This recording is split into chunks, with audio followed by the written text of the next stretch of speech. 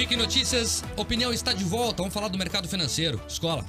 Vamos lá, dólar comercial operando neste momento em queda de R$ 4,79, vendido a R$ 4,79. O euro opera em alta e é negociado neste momento a R$ 5,15. Já a Bovespa opera acima dos 112.300 pontos, em alta de 0,93%. Agora 4h24 e nessa quarta-feira o Rick Notícias Opinião recebe o presidente do Conselho Regional de Medicina, Roberto Yoshida. Tá certo, doutor? Boa tarde. Boa tarde. Boa tarde, Mark. Boa tarde, escola. Gbook.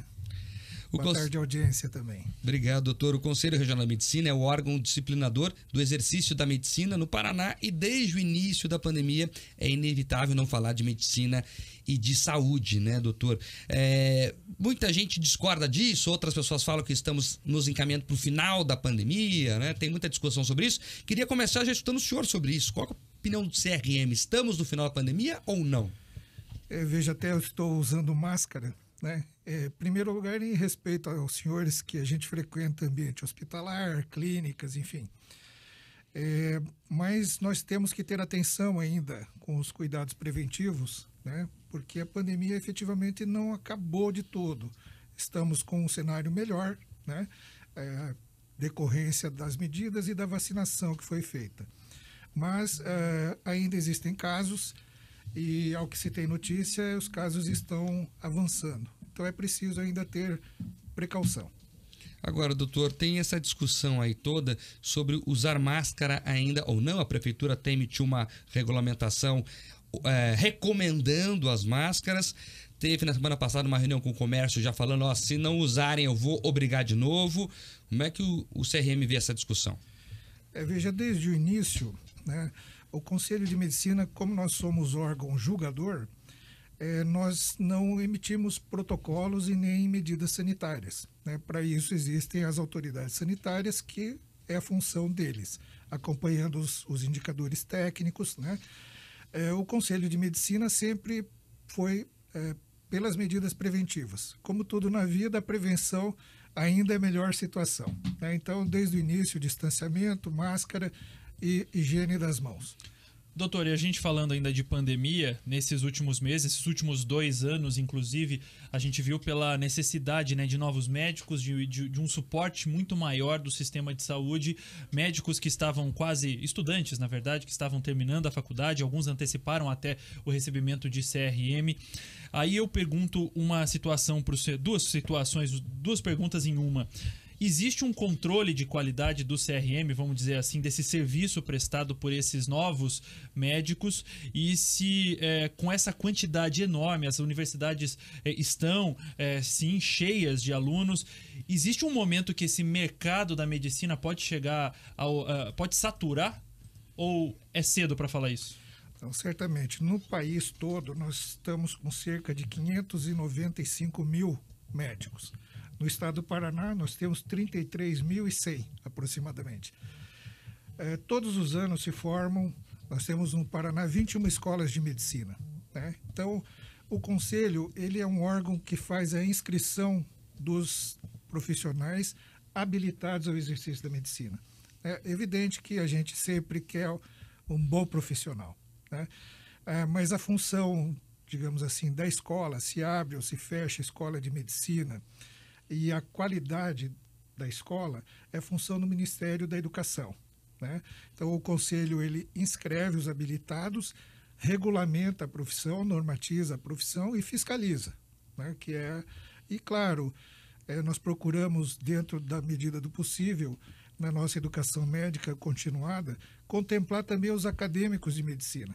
Então, nós temos um diálogo muito bom com todas as escolas de medicina do Estado. Doutor, agora sobre isso, até porque tem algumas lendas urbanas, é importante até esclarecer aqui. Se fala muito que há um lobby do CRM, dos médicos em si, em não deixar novos cursos abrirem. Isso é verdade? Não, o que o Conselho quer é qualidade do profissional para melhor atender a toda a população. Se nós formos pensar em última análise, todos nós somos pacientes. Então, é necessário ter bons profissionais, boa estrutura, para que a população como um todo possa ser atendida. Meu pai, que não é médico, minha filha, possa ser atendida com condição adequada. Doutor, também tem um caso que chamou a atenção recentemente, lá no noroeste do estado. O marido de uma médica exercia ilegalmente a medicina, né? Sem ser médico, claro, e num posto de saúde municipal. Esse não é um fato isolado, né, doutor? A gente sempre vê notícias de falsos médicos operando por aí. É muito fácil burlar o CRM?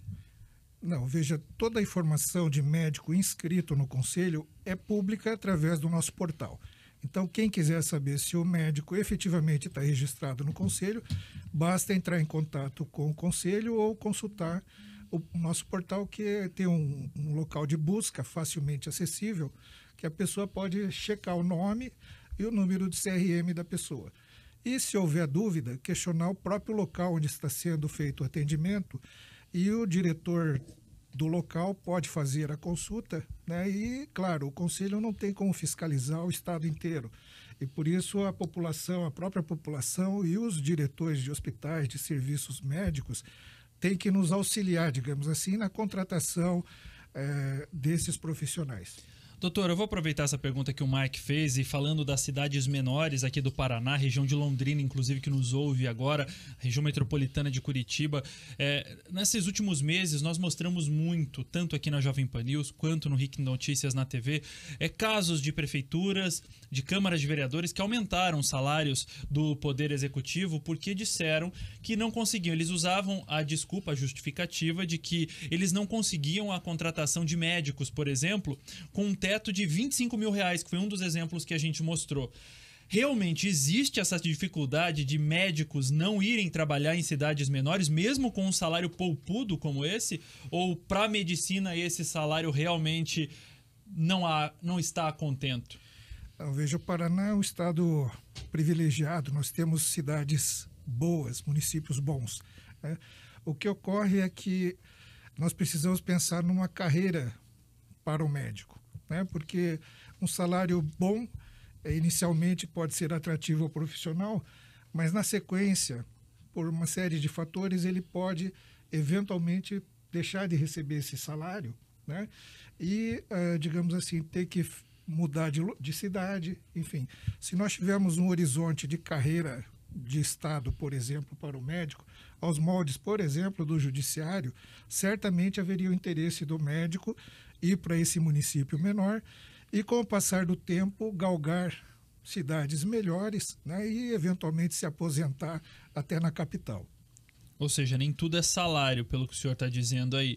Os médicos, eles estão também preocupados com uma continuidade. O medo do médico, às vezes, não é receber... Na verdade, o receio não é receber este salário, é não ter uma continuidade lá na frente. E fechar portas em grandes centros, por exemplo. Certamente, porque, veja, o salário inicial bom, obviamente, é atrativo, mas se a pessoa tem um horizonte de curto prazo, de que vai mudar a política local, ou que outros podem não ter continuidade nessa carreira, ele certamente não vai se aventurar no município menor, preferindo ficar nos grandes centros, né, onde eventualmente o ganho é menor, mas a perspectiva de horizonte futuro é maior. Nós estamos falando com o presidente do Conselho Regional de Medicina do Paraná, Roberto Yoshida.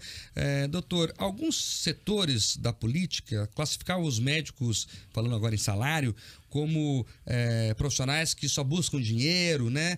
Até teve lá aquele programa Mais Médicos, porque eles diziam que os médicos não queriam trabalhar no interior, nessas pequenas cidades, né? Principalmente, né, na região norte do Brasil, que é mais distante mesmo.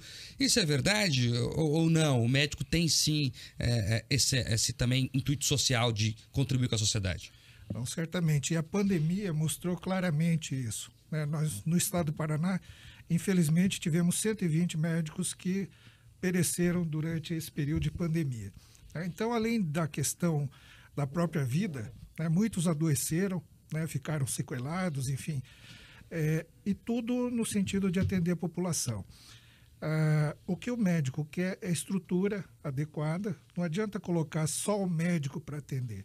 Tem que ter toda uma estrutura, outros profissionais de saúde para dar suporte ao atendimento, né?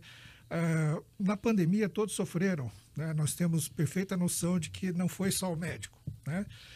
Toda a população sofreu, mas o médico também deixou de atender os seus pacientes, deixou de fazer as suas cirurgias eletivas durante um período razoável de tempo, né?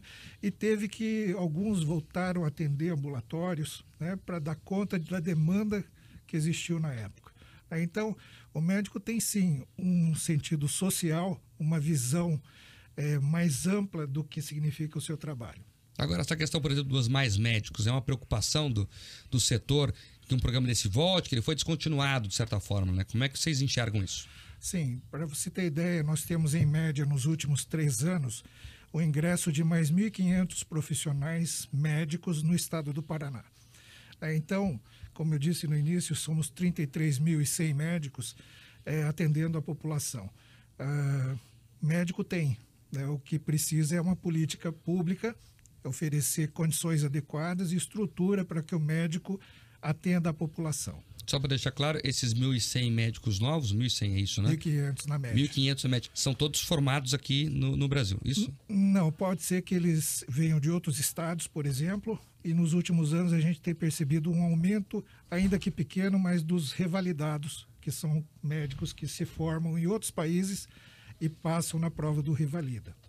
A gente falou no início da entrevista em relação aos médicos. O Mike abordou a situação de falsos médicos. O doutor disse aqui, o presidente do CRM, em relação ao site, que é muito fácil a busca.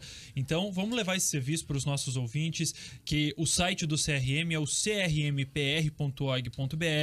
Na página inicial já tem aqui um campo busca profissional. Você não precisa nem saber o nome, às vezes, não precisa saber o número do CRM do médico. Pelo nome, eu busquei aqui o meu médico da infância, inclusive, já apareceu aqui que ele está com a condição ativa, o número do CRM dele, para que você possa fazer essa busca e às vezes não ser tapeado. Pode acontecer, tem aquela suspeita, você pode então buscar essa ferramenta que é o portal do CRM. O que você buscou? O médico, o meu pediatra, Dr. Luiz Fernando Sequinel. É isso. Então, Matusalém, o teu médico. Olha só.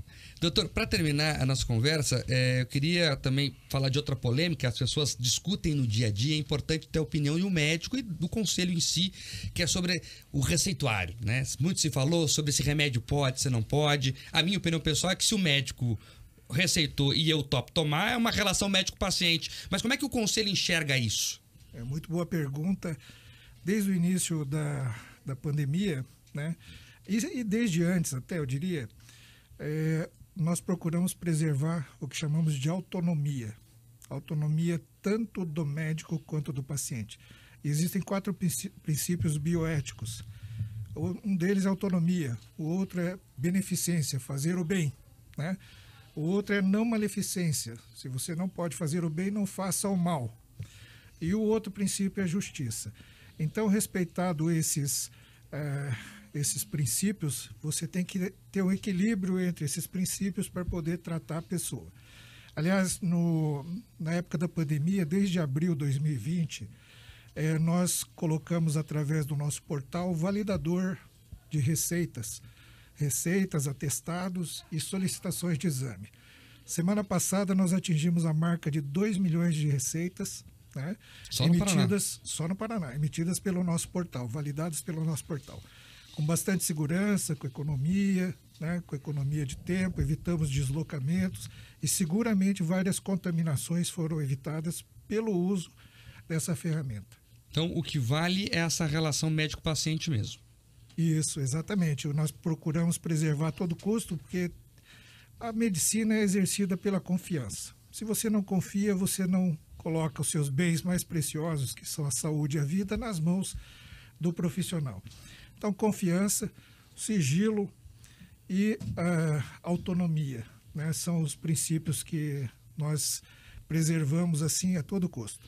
Doutor, muita gente tem nos médicos como a profissão dos sonhos, acham que a vida do médico é uma maravilha.